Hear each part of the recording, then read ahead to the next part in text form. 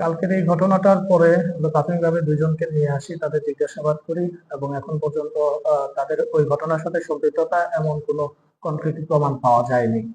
আর গত রাতে মধ্যরাতে 2:30-3টার দিকে ভিকটিমের মা দীপা আক্তার থানায় এসে বাদী হয়ে একটা এজাহার দায়ের করে এবং যেটা আজ সকালে রেকর্ড হয়।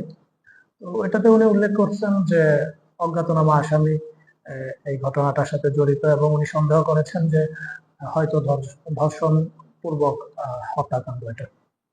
আর আমাদের পুলিশের টিম ঘটনাস্থল সহ বিভিন্ন দিকে কাজ করছে। আশা রাখি দ্রুতই এটার একটা ফল আমরা পেতে পারি।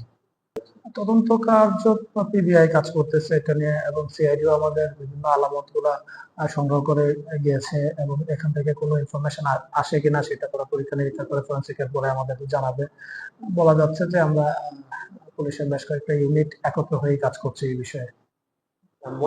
ময়না তদন্ত সম্পূর্ণ হয়েছে কিন্তু রিপোর্ট আসতে তো নিশ্চয়ই সময় লাগবে এবং আশা করে রিপোর্ট আসলে পরেই জানা যাবে আসলে কি ধর্ষণের কোনো বিষয় এটার সাথে ছিল কিনা বা কিভাবে তাকে হত্যা করা হয়েছে।